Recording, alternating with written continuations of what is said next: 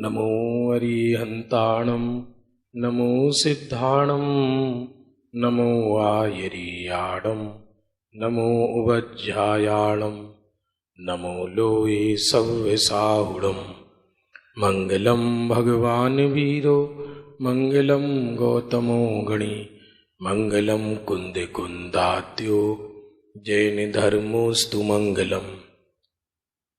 सर्वमंगलमांगल्यं सर्वकल्याणकारकं प्रधानं सर्वधर्माणां जैनं जेतु शासनम्।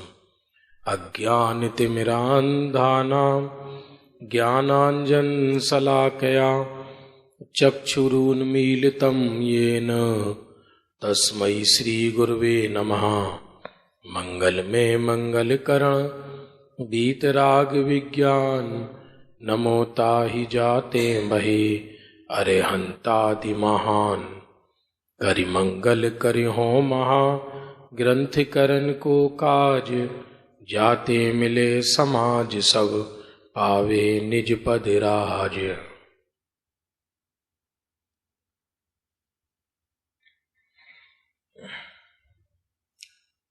प्रातःकाल की स्वाध्याय में सप्त तत्व का वर्णन चल रहा है। वर्णन नहीं चल रहा, अपनी कथा चल रही है और उस अपनी कथा को सप्त तत्व का वर्णन कहा जाता है। दुनिया तो दुनिया के ढंग से चलेगी, सबकी दुनिया न्यारी न्यारी है। जिनेश्वर के मार्ग में आ जाने पर अलग ही जीवन हो जाता है, संसार बदल जाता है। जैसे सर्वार सिद्धि में देव क्या करते हैं, इतना ही अंतर है कि हम तुमको रसोई में जाना पड़ता है, वो केवल बैठे रहते हैं। इतना ही तो अंतर है बस, क्योंकि हम मनुष्य हैं। शरीर मिला है विराधना के फल में, लेकिन दिखाई देता है शरीर का एक भी परमाणु आत्मा रूप नहीं हुआ। अलग ही दुनिया है ये, अलग ही संसार है। यहां से बाहर निकलो, चारों तरफ हाय हाय है, सब दुखी है, सारा संसार दुखी है। दुखी तो होगा ही, वस्तु स्वरूप से विरुद्ध जो चलेगा वो दुखी तो होगा ही। भले ही अज्ञानी को ये पता ना हो कि नव तत्व क्या है, तो भी मिथ्या दृष्टि को नव तत्व संबंधी भूल होती है। और भले ही ज्ञानी को ये ना पता हो कि नव तत्व क्या है, ऐसा भी होता है कि ज्ञानी को नव तत्व नहीं पता हो। अमृत चंद्र आचार्य देव ने पुरुषार्थ सिद्धि उपाय ग्रंथ में वर्णन किया है कि दो तरह के ज्ञानी होते हैं। दो तरह के ज्ञानी होते हैं, एक विशिष्ट 6 उपसम ज्ञानधारी, एक सामान्य 6 उपसम ज्ञानधारी त्रियंचादी। तो उनको भले ही जीव ये शब्द नहीं पता, लेकिन जीव का भाव भाषण होता है। और जो अज्ञानी कम 6 उपसम ज्ञानधारी हैं, भले ही उन्हें ये नहीं पता कि हमें जीव तत्व संबंधी भूल है, लेकिन जीव की अनुभूति नहीं हुई तो जीव तत्व संबंधी भूल है ना। बंध तत्व तक का वर्णन हो गया था कल। अच्छा भाई साहब पधार गए, आप इधर आ जाओ भाई साहब आराम से।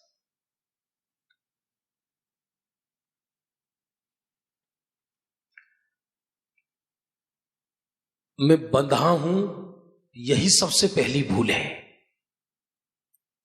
मैं बंधा हूं यही भूल है, बंधन नजर आना ये अलग चीज है। आत्मा परमार्थ से बंध जाए यदि तो मुक्त कैसे होगा? इसलिए ये असमान जाति पर्याय पिंड, उसी में आत्मा समाया हुआ है। तो अज्ञानी को ये भ्रम होता है, मुझे गति मिल गई, मुझे जाति मिल गया, मुझे शरीर मिल गया, मैं संजय कुमार हूं, मेरा जन्म हुआ है, मेरा एक प्लानिंग, इस देह की प्लानिंग में माथा जलता है दिन रात। क्योंकि जिसको अपना मानेगा उसी की तो प्लानिंग करेगा जीव। जबकि है परमार्थ ये कि देह साथ रहना इतना खतरनाक नहीं है। प्रवचन सार में एक मूल गाथा आई है, दो द्रव्य में क्षेत्र विरोध नहीं है। क्या कहा? दो द्रव्यों में क्षेत्र विरोध ना होने पर भी स्वभाव विरोध है। इसका अर्थ क्या धीरेन्द्र भाई? कि दो द्रव्य एक क्षेत्र में रह सकते हैं, कोई प्रॉब्लम नहीं है। क्यों? क्योंकि आकाश के प्रदेश असंख्यात हैं और द्रव्य अनंत हैं। अकेले जीव ही अनंत है। बृहद द्रव्य संग्रह ग्रंथ की जो आकाश संबंधी गाथा है उसमें गुरुदेव श्री का प्रवचन है। तो उन्होंने कहा आकाश के एक प्रदेश की सूक्ष्मता इतनी है कि अनंत द्रव्य एक आकाश के प्रदेश में समा जाएं। माने आपस में एक द्रव्य को दूसरे द्रव्य में देने की ऐसी अवगाहन शक्ति है। ये सूक्ष्म अवगाहन की पराकाष्ठा है, इससे ज्यादा और क्या। तो दो द्रव्य साथ रहने में बाधा नहीं है, रहते हैं। अरे आप तो आश्चर्य करोगे, विजाती दो द्रव्य भी साथ रह सकते हैं। ये जीव है और पुद्गल है, दोनों साथ नजर आ रहे हैं। और सजातीय दो द्रव्य भी साथ रह सकते हैं। जैसे सिद्ध शिला पर एक एक सिद्ध के पेट में अनंत अनंत सिद्ध है। कहां लिखा ये? एक माही एक राजे, एक माही एक राजे, जगह कम है और सिद्ध ज्यादा है। अरे समझ में आ रहा है नहीं आ रहा है? सच्चा समाजवाद सिद्ध शिला पर है। हाँ, लेकिन कोई किसी के सुख को भोगता ही नहीं, भोग सकता नहीं, व्यवस्था ही नहीं है ऐसी। लेकिन अज्ञानी संसार में वो है तो आत्मा ही। अज्ञानी भी अशब्द तो बाद में लगा, ज्ञानी ही है ना, ज्ञान से ही तो बना है। तो ज्ञान में झलकने वाले असमान जाति पर्याय, राग द्वेष आदि परिणाम उसको ज्ञान मात्र में झलकते हैं, उसको वो अपना स्वरूप मानकर बैठ जाता है। यही बंध तत्व संबंधी भूल है। संबर में आश्रव का अभाव होना सो संबर है। देखिए पानो नंबर गुजराती में 85, हिंदी में 83। आश्रव का अभाव होना सो संबर है। देखो शब्द भले ही किसी को ज्ञात ना हो, लेकिन जिस ज्ञानी के आश्रव का अभाव हुआ, और आश्रव का अभाव कैसे होता है? सुनो सुनो सुनो, आश्रव के ही काल में वो अपने को ज्ञान मात्र मानता है। मेरे भैया समझ में आ रहा है नहीं आ रहा? आश्रव माने, आश्रव इटली शू, आश्रव राग द्वेष ज्ञान का परिणाम। तो राग द्वेष का जो परिणाम है, जिस अज्ञानी ने अपने को रागी माना, तो किस अज्ञानी ने अपने को रागी माना? कि ज्ञान में राग झलक रहा था। क्योंकि ऐसा तो कभी बनता ही नहीं है कि बिना ज्ञान में झलके कोई अपने को रागी मान ले। तो ज्ञान में झलकने वाला राग ज्ञान से बना है या राग से बना है? फरी थी महेंद्र भाई, दो दो महेंद्र भाई बैठे, तीन तीन, अच्छा बात है। और एक और है महेंद्र, वो स्वयं भगवान आत्मा, महा इंद्र है ना वो। हाँ, असली इंद्र वो। इंद्र किसको कहते हैं? जो किसी के अधीन ना रहे। इंद्र, इंद्र की परिभाषा है, इंद्री की भी यही परिभाषा दी है ग्रंथों में। ये इंद्री क्यों कहा इसको? कि एक इंद्री दूसरी इंद्री की हेल्प नहीं करती। जो स्वयं इंद्र हो, अहिमेंद्र हो, उसे इंद्री कहा। तो भगवान आत्मा को निर्मल पर्याय की भी अधीनता नहीं है, इसलिए वो भगवान आत्मा इंद्र है। भगवान आत्मा इंद्र है। बात चल रही थी, देखो ये आश्रव भावों में गलती कैसे होती है। जो ज्ञान में राग झलका, तो ज्ञान में झलकने वाला राग ज्ञान से बना है या राग से बना है? दिमाग नहीं लगा रहे आप। हरी थी, एक तालाब में चांद झलका आधी रात के समय, शांत वातावरण है, भुज जैसा ही समझ लो। सारी सृष्टि नीरव है वैसे देखा जाए तो। शांत रस में जो आनंद है, हाय तौबा में आनंद नहीं है। जैसे किसी सृष्टि को सर्प ने सूंघ लिया हो, एकदम नीरव शांति है। ऐसी स्वच्छ तालाब में एक चांद झलका, तो तालाब में झलकने वाला चांद, तालाब में जो चांद झलक रहा है वो चांद से निर्मित, चांद तालाब में झलकने वाला चांद वो चांद से निर्मित है या पानी से निर्मित है? उस चांद को पकड़ने जाओगे तो पानी हाथ में आएगा या चांद हाथ में नजर आएगा? पानी आएगा। तो जो अज्ञानी ये कह रहा है मैं रागी, मैं द्वेषी, वो अपने ज्ञान सरोवर में राग को पकड़ने जाए तो राग हाथ में आएगा या ज्ञान हाथ में आएगा? ज्ञान हाथ में आएगा। मैं रोगी, तो आत्मा रोगी नहीं हुआ, रोग ज्ञान में बनता है, रोग का आकार ज्ञान में बनता है, और वो भी रोग से निरपेक्ष होकर बनता है। हमारे जीवन में कर्मोदय से बाहर में दुर्घटनाएं, सुघटनाएं हो जाती हैं, तो हम ये समझते हैं घटनाएं हमारे अंदर हो गई, हमारे अंदर हो गई, इसलिए वो अज्ञान ही दुख का कारण है। तो राग घुसा नहीं है आत्मा में, राग झलका है। और सुनना, ज्ञान में झलकने वाला राग राग से निर्मित नहीं है, ज्ञान से निर्मित है। क्या गजब है। इसलिए ज्ञानी को तो राग के काल में भी ज्ञान की प्रसिद्धि होती है, तो आश्रव से निवृत्त हो जाता है। यह आश्रव से निवृत्त होने की कला है। फरी थी, कोई ये कहे कि पर्याय में जब राग नहीं होगा तब राग से निवृत्ति होगी, ये ऐसा कभी तीन काल में संभव नहीं है। क्यों? क्योंकि जब पर्याय में राग नहीं होगा तब तो केवली बन जाएगा। राग के काल में ही ज्ञान मात्र मानेगा तो अगली पर्याय में राग ही पैदा नहीं होगा। तो ये आश्रव तत्व संबंधी भूल का निवारण हो गया, तो उसी समय बीत राग भाव प्रकट हो गया उसकी। लेकिन चूंकि अज्ञान से उस बीत राग भाव को तो सुख का कारण नहीं मानता, राग को सुख का कारण मानता है, ये उसके संवर तत्व संबंधी भूल है। आत्मा तो न सुख का कारण है न दुख का कारण है। हरी थी, आत्मा सुख का कारण है या दुख का? बोलो। भुज नरेश, नाम भूल जाता हूं आपका। सुख का नहीं है, क्योंकि यदि आत्मा सुख का कारण हो तो त्रिकाल आत्मा तो अनादि से पड़ी हुई है, सब सुखी होने चाहिए थे। नहीं आया समझ में? अरे बाबा, समझ में आया नहीं आया?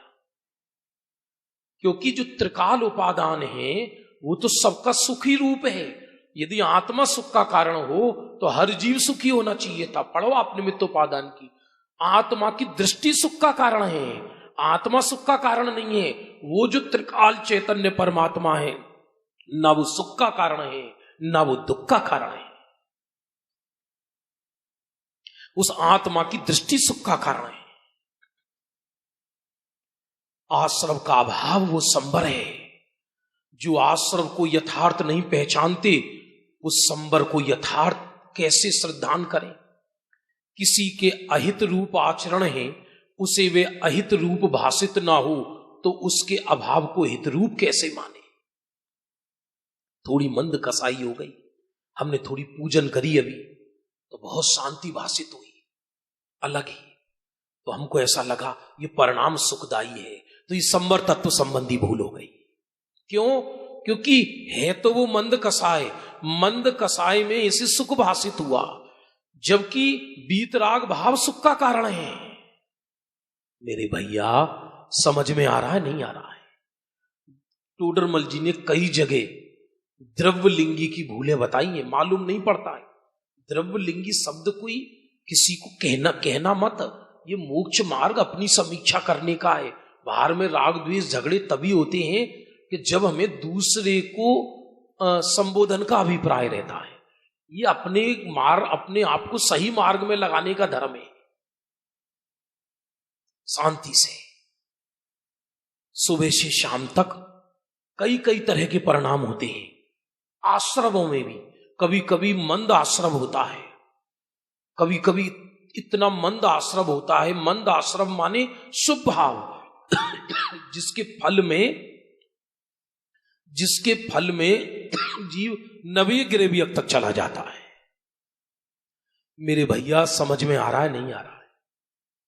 भाई साहब को तो मोक्ष मार्ग प्रकाशक का एक एक शब्द रटा हुआ है, लिखा हुआ है। आप पढ़ो, उसका अध्ययन करो, अक्षरों ये, क्योंकि आपको करना क्या है यहां कर। सच कह रहे हैं हम आपको, जिन्होंने यहीं रहने की प्लानिंग बना ली, कहां जाना बंबई, पेट तो भर ही जाएगा। कृपालु देव का ही वाक्य है, छाछ और रोटी का इंतजाम हो तो और अधिक पाप का ढगला सर पे मत बांधना। और जितना अधिक होता है वो सब नरक निगोद जाने के काम आता है। आपको सच कह रहा हूं, हम ये अनुभव कर चुके हैं इस बात का। हम आपके ही आगे बोल रहे हैं ऐसा कतई नहीं है। हमारे पिताजी कोई बहुत बड़े वक्ता विद्वान नहीं है, डेली बोलते मेरे को, प्रतिदिन बोलते मुझे। कभी कहते करना क्या है, हम तो तीर्थ पे रह रहे हैं। निश्चय से तो मैं ही तीर्थ हूं ना, आत्मा अनंत गुणों का निधान है, मैं तीर्थ हूं ना, और क्या चाहिए, तीर्थ हूं मैं। तो ये बीत राग भाव उत्पन्न ही नहीं हुआ, राग भाव को ही संबर मान लेता है। जब मंद कसाय ही आश्रम है, समझना, तो तीव्र कसाय संबर कैसे होगी। हम तो तीव्र कसाय में अपने को सुख मान रहे हैं, सुख मान रहे हैं तीव्र कसाय में। सबसे बड़ी तीव्र कसाय तो यही है कि मैं संजय कुमार हूं, मैं वक्ता हूं। ये तीव्र कसाय है, ये मिथ्यात्व का परिणाम है। और शरीर हिलना ये मिथ्यात्व नहीं है। मिथ्या दर्शन, अवरति, प्रमाद, कसाय, योग, ये बंधन के 5 कारण हैं। तो योग का अभाव तो सबसे अंत में होता है, और जिस चीज का अभाव सबसे अंत में होता है हमें उसकी चिंता है। पहले हम ध्यान करते हैं तो शरीर क्यों हिलता है। अरे भाई, प्रथम गुण स्थान में तो देह में चंचलता होती है। मैं ये कहता हूं शरीर स्थिर भी हो जाए तो भी कर्म बंधन होता है। हिम्मतनगर में 14 वर्ष तक एक व्यक्ति कोमा में रहा, 14 वर्ष तक। हमारे इंद्रसेन जी दिल्ली वाले, देव जैसा व्यक्तित्व था, 16-17 साल कोमा में रहे। कोमा वाला व्यक्ति देह एकदम स्थिर रहती है, बुद्धि पूर्वक मन से भी नहीं सोचते, बोलते तो कुछ है नहीं, तो क्या केवल ज्ञान हो जाता है क्या। पहाड़ के पहाड़ एक इंद्रिय आदि 10-10 हजार वर्ष के लिए स्थिर खड़े हैं, 10-10 हजार वर्ष के लिए, तो क्या केवल ज्ञान हो गया क्या। पहले मिथ्यात्व का नाश होता है।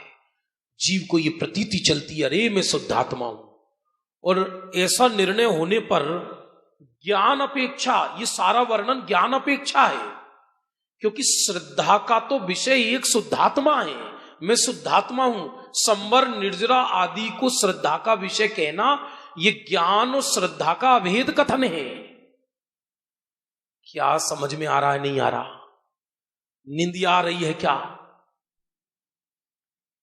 जड़ पदार्थ हितकारी हैं ये तो छोड़ो, कह रहे हैं संवर ही हितकारी है। ये ज्ञान की तरफ से कथन है। श्रद्धा की तरफ से तो, श्रद्धा का एक ही संसार है, सुख पूर्व, सुख सहित शुद्धात्मा। सुख का दरियाओं में, और उसके संबर प्रकट होता है। उसे वे अहित रूप भाषित ना हो तो उसके अभाव को हित रूप कैसे माने। जैसे जीव को आश्रव की प्रवृत्ति है, उसे वे अहित रूप भाषित ना हो तो उसके अभाव रूप संबर को कैसे हित रूप माने। परिणति में वीतरागता प्रकट ही नहीं हुई आज तक। राग में ही कभी मंद हो जाता है, कभी तीव्र हो जाता है। मंद राग में ही हम संतोष मान लेते हैं अपने को।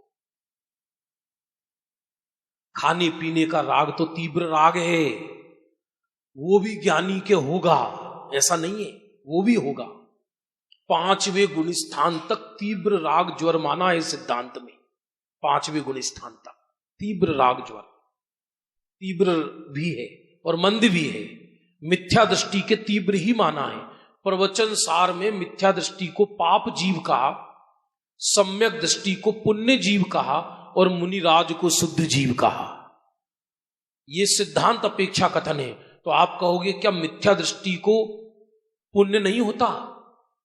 क्योंकि मिथ्या दृष्टि के पूजन पाठ आदि में अभिप्राय क्रिया पूजन की है, अभिप्राय इंद्रिय सुख का है।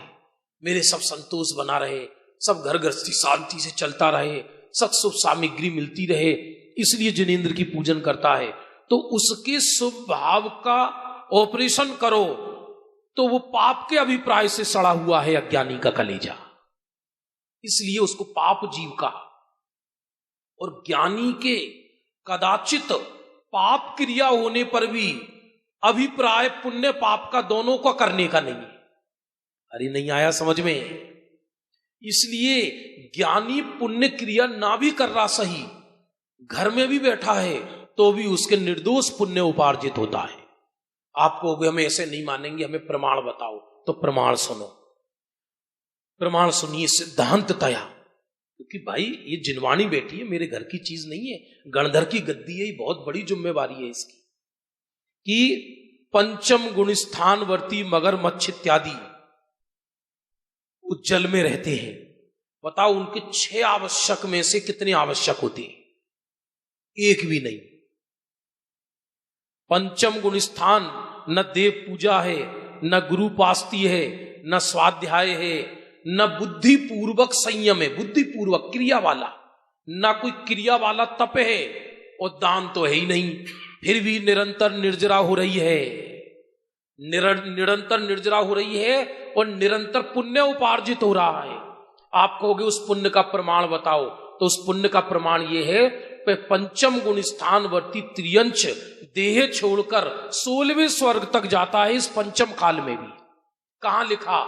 प्रमाण बताओ। अब प्रमाण और सुनो। यो श्रावक व्रत पाल स्वर्ग सोलम उपजावे, तेहते 6 नर जन्म पाए मुनि भय शिव जावे। अरे भैया समझ में आ रहा नहीं आ रहा? ये देखो क्रिया कोई भी नजर नहीं आ रही और तो भी पुण्य उपार्जित हो रहा है, पुण्य उपार्जित हो रहा है। और मिथ्या दृष्टि के पुण्य क्रिया नजर आ रही है सामने, लेकिन अभिप्राय इंद्रिय विषयों को चाहने का है। अभिप्राय माने इंद्रिय विषय में ही एकत्व है।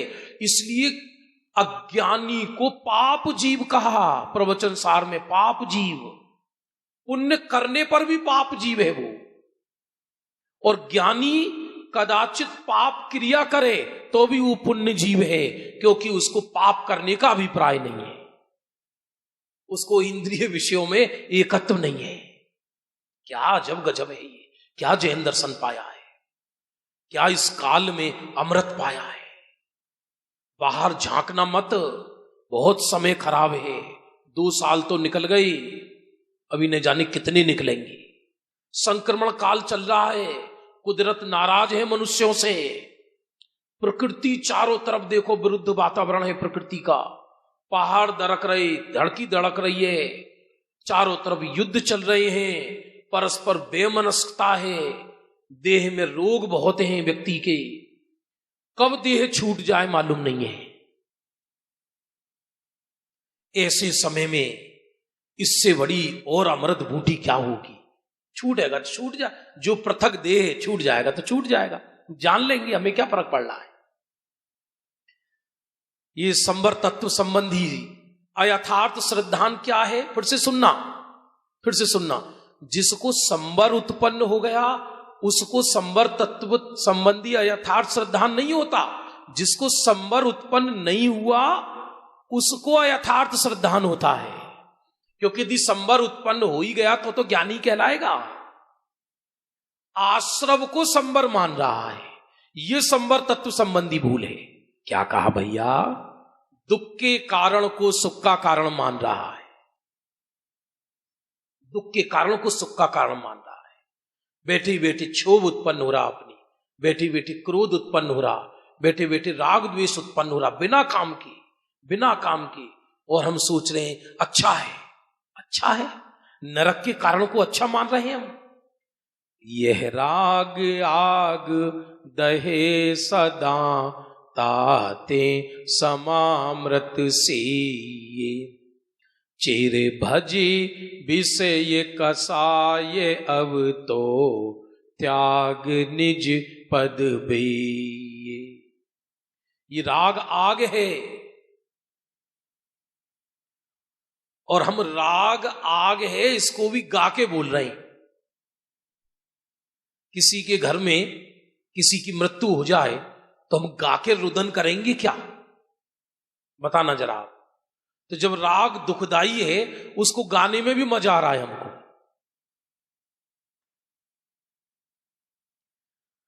जैसे जीव को आश्रव की प्रवृत्ति है, इसे वे अहित रूप भाषित ना हो तो उसके अभाव रूप संबर को कैसे हित रूप माने? कठिन तो नहीं लग रहा विषय? सब स्वाध्यायी लोग हैं। कोई ये सोचे, फिर से सुनना भैया, आश्रव का अभाव होगा तब संवर तत्व संबंधी भूल जाएगी, ऐसा नहीं है। क्योंकि आश्रव तो द्रव्य आश्रव तो 13वें गुण स्थान तक है। फिर से बोल रहे हैं, फिर से सुनना एकदम कान खोलकर बात को। कोई ये सोचे कि आश्रव का अभाव होने पर, आश्रव का जब अभाव हो जाएगा तब संवर तत्व संबंधी भूल जाएगी, ऐसा नहीं है। क्योंकि आश्रव तो 10वें गुण स्थान तक तो सांप्रायिक आश्रव है और 12वें गुण स्थान, 13वें गुण स्थान और 14वें गुण स्थान से कुछ समय पूर्व तक ईर्यापथ आश्रव है। आश्रव का आना अलग चीज है और आश्रव तत्व संबंधी भूल अलग चीज है। देह तो 14वें गुण स्थान तक रहती है, लेकिन देह में ममत्व एकत्व 4थे गुण स्थान में चला जाता है।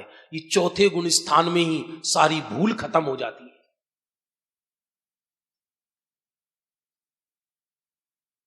अनादि से इस जीव को आश्रव भाव ही हुआ है, अनादि से यही तो हुआ है। अभी जाएंगे तो भोजन का परिणाम आएगा, फिर भोजन के बाद फिर व्यक्ति को विश्राम का परिणाम आएगा। विश्राम कर लो, बहुत थक गए, धरती का चक्कर लगा के आए। क्यों? थकावट क्यों है?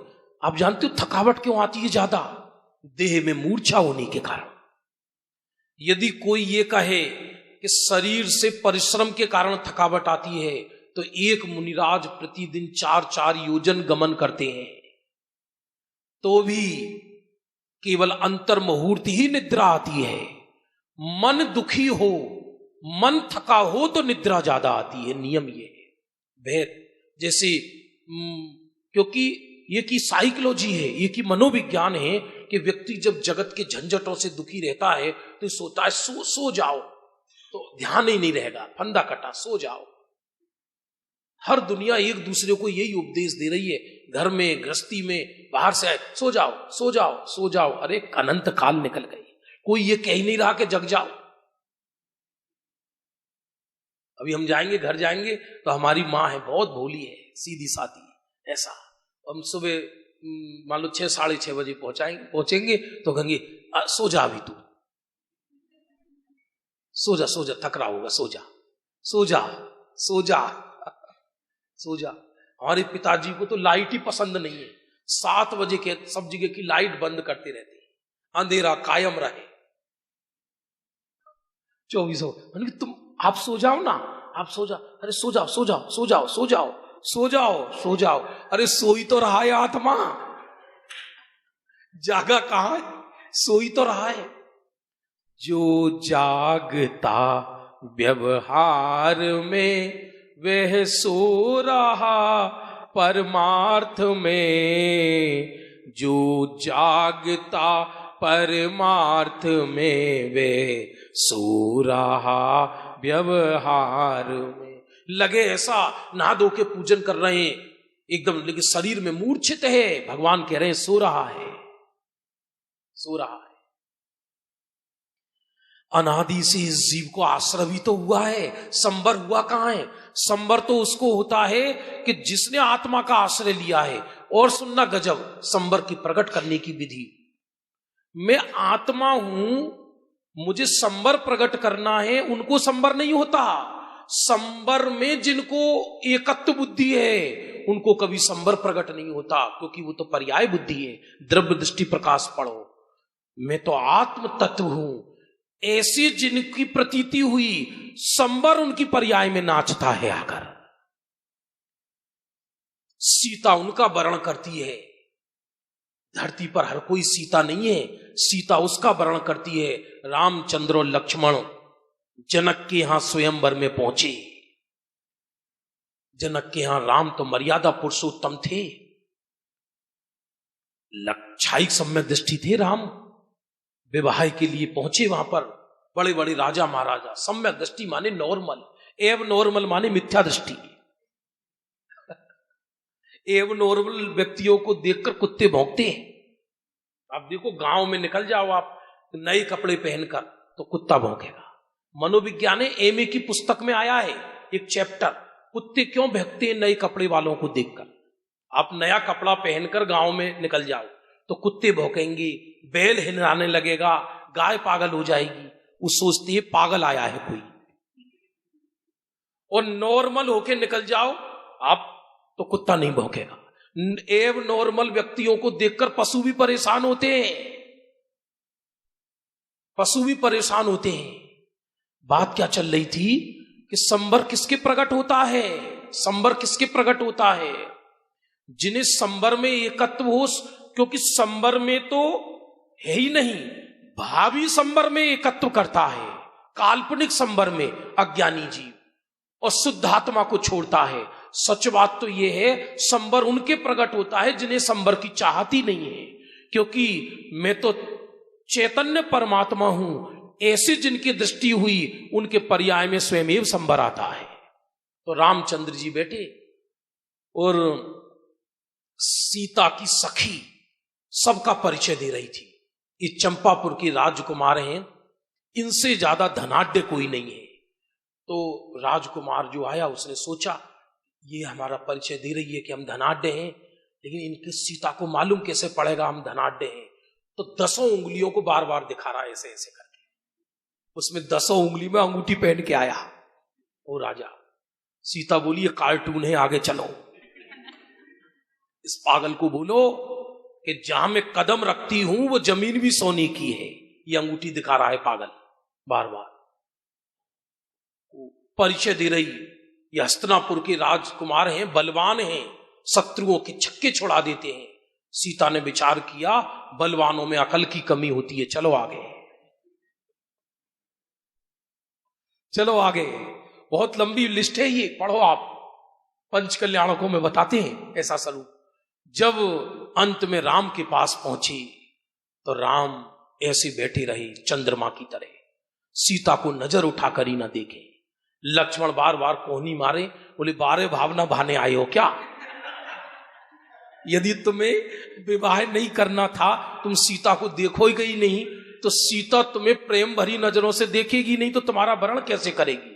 राम कहते लक्ष्मण से ये मेरे से संभव नहीं होगा भैया, भले ही विवाह हो या नहीं हो।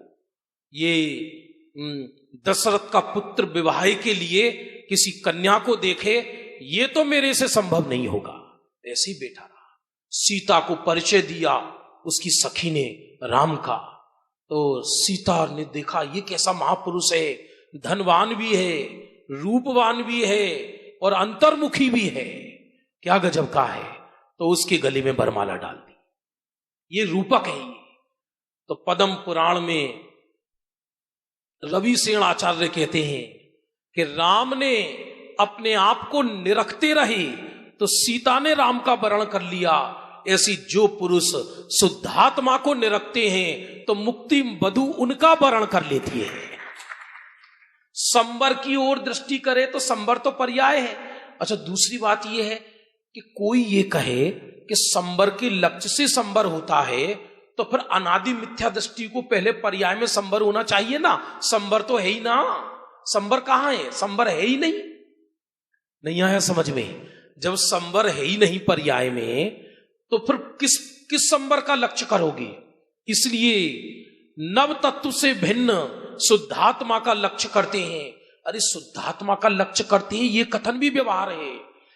लक्षण और लक्ष्य अभेद हो जाता है। मैं चैतन्य ही हूं, ऐसा चिद मात्र हूं, जिसको छठी गाथा में ज्ञायक भाव कहा, नियम सार में जिसे कारण परमात्मा कहा, सौगानी जी जिसको अकारण परमात्मा कहते हैं, गुरुदेव श्री जिसको भगवान आत्मा कहते हैं, यही मैं हूं। ऐसी नजर हुई तो पर्याय में संवर प्रकट हो जाता है। बहुत गजब है। कोई साधारण ग्रंथ नहीं है ये। मोक्ष मार्ग प्रकाशक समझ लीजिए इस काल में ये कहते नहीं, एक शब्द आया इसमें, श्रुत ज्ञान केवल ज्ञान का अंश है। जिसको ये मोक्ष मार्ग प्रकाशक समझ में आ गया, समझना उसने इस कली काल में केवल ज्ञान के बीज बो दिए अपने लिए। अनादि से जीव को आश्रय भाव ही हुआ, संवर कभी हुआ नहीं। इसलिए संवर का होना भाषित नहीं होता। आश्रव को ही संवर मान रहा है। और कौन से आश्रव को? मंद आश्रव को संवर मान रहा है। थोड़ी कसाय मंद हुई उनको संवर मान रहा है। तीव्र कसाय को संवर माने वो तो पापी है। पाप भाव को संवर माने वो तो पापी है। संवर होने पर सुख होता है, वे भाषित नहीं होता। संवर से आगामी काल में दुख नहीं होगा, वे भाषित नहीं होता अज्ञानी जीव को, क्योंकि नजर कभी शुद्धात्मा की गई नहीं जीव की। इसलिए आश्रव का तो संवर करता नहीं, उन अन्य पदार्थों को दुखदायक मानता है। ये जरा समझने की चीज है। बिल्कुल प्रायोगिक प्रयोग चल रहा है यहां पर। तो आश्रम में प्रयोग करने में मजा आता है। कोई माथे पर कोई भार ही नहीं, कोई शिविर नहीं है, ये कोई प्रवचन नहीं चल रहा। अरे कौन करे प्रवचन? प्रवचन मुनिराजों के मुख से होता है। प्रवचन तो बांचना चल रही है। कोई माथे पर वक्ता बोलने का भार लेकर बैठे और श्रोता सुनने का भार लेके बैठे, क्या समझ में आए? ये तो उड़ने का मार्ग है, कोर्स पूरा करने का मार्ग थोड़ी है कोई। संवर नहीं करता, अन्य पदार्थ को दुखदाई मानता है। इसका अर्थ क्या? जैसे देह में रोग हो गया, अपने काल में देह में रोग हो गया। अब दुखी क्यों है जीव? कि रोगी देह है इसलिए। ऐसा है क्या? बोलो। यदि रोगी देह दुख का कारण हो, अच्छा एक बात बताओ, रोगी शरीर आत्म कल्याण में साधक है या बाधक? स्वस्थ शरीर, चलो रोगी छोड़ो, स्वस्थ शरीर आत्म कल्याण में बाधक है या साधक? जल्दी बोलो। कोई ये समझे कि स्वस्थ शरीर आत्म कल्याण में साधक है तो दो चक्रवर्ती मर के नरक चले गए। स्वस्थ शरीर में वज्र वृषभ नाराज सेनन वाले होते हैं, छींक भी नहीं आती है, छींक भी नहीं आती, देवों के छींक नहीं आती, हॉस्पिटल नहीं होते स्वर्गों में। ते चे थावर तन धरे, यो परिवर्तन पूरे करे। सारे के सारे देवता स्वस्थ शरीर वाले होते हैं, वैक्रियक शरीर में एक भी रोग नहीं होता। अब रोगी की बात करते हैं। सप्तम नरक में ब्रह्मचारी रायमल जी ने चर्चा संग्रह ग्रंथ के अंदर रोगों की संख्या गिनाई है।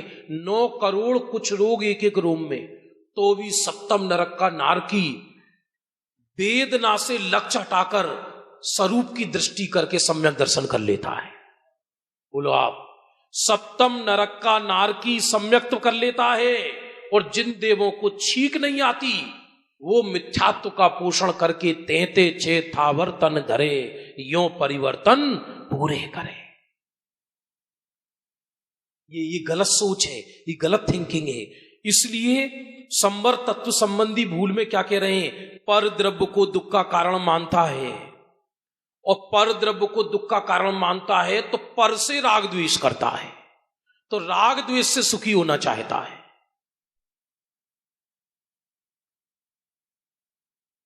ये सासू मुझे दुख देती है, ये बहू मुझे दुख देती है, ये व्यक्ति मुझे दुख देता है, तो अंदर परिणामों में राग द्वेष की धारा बहती है, और राग द्वेष की धारा से सुखी होना चाहता है।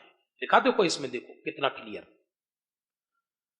आश्रव का तो संबर करता नहीं, संबर माने अभाव, नास्ति से और अस्ति से बीतराग भाव का प्रगटीकरण वो संबर है, और बीतराग भाव का प्रगटीकरण आत्मा के लक्ष्य से होता है। तो आत्मा का लक्ष्य तो करता नहीं, अन्य पदार्थों को दुखदायक मानता है। चलो तीर्थ पे चलेंगे, कल्याण करेंगे, चलो तीर्थ पे चलेंगे, तो घर को दुखदाई माना और जड़ तीर्थ को सुखदाई माना। व्यवहार में बोलना अलग चीज है, बोला ही जाता है। उन्हीं के ना होने का उपाय किया करता है। हर व्यक्ति का जीवन दो बातों में जा रहा है, हटाओ जुटाओ। जरा मिलकर बोलो, क्या कहा? जो पसंद ना आए उसे हटाओ, और जो पसंद आए उसे जुटाओ। इन दो वाक्यों में पूरा जीवन जा रहा है, हटाओ जुटाओ, हटाओ जुटाओ, हटाओ जुटाओ। पारसनाथ ने हटाया नहीं किसी को, नौनो भवतक सगा भाई उपसर्ग करता रहा। तुम पर निर्जन वन में बरसे ओले सोले पत्थर पानी, पर कठिन तपस्या के आगे चल सकी न सठ की मनमानी। कठिन तपस्या भी कवि कह रहे हैं, कोई कठिन नहीं, वो तो आनंद भोग रहे हैं। तब तो हमें लग रहा है, वो तो आनंद भोग रहे हैं स्वरूप में। ये संवर तत्व संबंधी भूल है। होगा बीतराग भाव से सुखी, लेकिन पर द्रव्य में इष्ट अनिष्ट बुद्धि है। ये हटे, ऐसी परिस्थिति हो जाए, ये हो जाए, सारी जिंदगी परिस्थिति सुधारने में जा रही है हमारी, आत्म कल्याण के सुखी होने के लिए। जबकि परिस्थिति से आत्म कल्याण नहीं होता, परिस्थिति लाखों सुधर जाए। परसों कथा सुनी ना, सारी जिंदगी भगवान महावीर की देशना सुनने वाले राजा श्रेणिक 84,000 वर्ष के लिए नरक चले गए। बोलो आप, भगवान की, हाँ, श्रावकोत्तम तो कहा ही है, पूरी कथा सुनाई थी। सुनने मैंने पहली बार ही राजा श्रेणिक का चरित्र सुनाया, यहां पर सुना, ग्रंथ पढ़ा, मेरे को बड़ा अचरज हुआ, अचरज। लेकिन नरक में भी ये भगवान की वाणी में आया कि श्रेणिक महाराज 84,000 वर्ष के लिए नरक जाओगे, तो भी पत्थर की तरह ऐसे ही बैठे रहे, शांत और शीतल, और वहां से निकलकर भरत क्षेत्र के प्रथम तीर्थंकर बनोगे, ये सुनकर भी शीतल बने रहे। सौधर्म इंद्र ने पूछा, प्रभु ये व्यक्ति है या भगवान है? नरक गमन की सुनकर भी शांत है, और तीर्थंकर बनने की सुनकर भी अभिमान नहीं है। प्रभु कहते हैं इच्छाइक सम्यक दृष्टि है, और दर्श विशुद्धि भाव, छाइक सम्यक दर्शन और दर्श विशुद्धि भावना दोनों में अंतर है। क्योंकि छाइक सम्यक दर्शन को दर्श विशुद्धि भावना नहीं कहते। यदि छाइक सम्यक दर्शन को दर्श विशुद्धि भावना कहें यदि, तो जितने छाइक सम्यक दृष्टि है सब तीर्थंकर बननी चाहिए। निर्दोष सम्यक दर्शन, उसके साथ एक विशेष जाति की दृढ़ता और कोमलता, उसका नाम दर्श विशुद्धि भावना है। क्षेत्र के बदलने से धर्म का संबंध नहीं है। इसलिए अज्ञानी जीव जो परिस्थिति दुखदाई लगती है उन्हीं को हटाने का प्रयत्न करता है, और उनको हटाने का प्रयत्न आश्रम परिणाम कहा जाता है। तो आश्रम में सुख मान रहा है, तो ये संवर तत्व संबंधी भूल हुई। परंतु वे अपने अधीन नहीं। कौन अधीन नहीं? परिस्थितियां, पर द्रव्य की परिणतियां अपने अधीन नहीं है, अपने अधीन नहीं है। वृथा ही खेद खिन्न होता है। ये बहुत गजब का विषय है। बहुत करना क्या है यहां? बस ज्ञानाभ्यास और प्रभु की भक्ति, और क्या करना है? यही ज्ञानाभ्यास के बल से आत्मदृष्टि हो जाती है। दोपहरी में बहुत लोगों के प्रश्न आ रहे हैं मेरे पास व्हाट्सएप पे, चर्चा, तत्व चर्चा के लिए। हम करें क्या? कर आत्मा ज्ञान का तो बना ही है, ज्ञान कर ही रहा है, पर चरणान योग की भाषा में टोडरमल जी साहब ही कहते हैं, भाई ये जान लो कि मैं ज्ञान वाला हूं।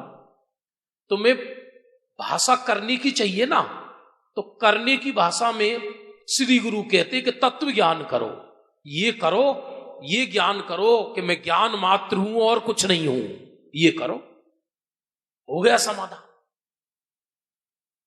इस प्रकार संवर तत्व का अयथार्थ ज्ञान होने पर अयथार्थ श्रद्धान, जब अयथार्थ ज्ञान है, उल्टा ज्ञान है, तो उल्टा ही श्रद्धान है उस जीव।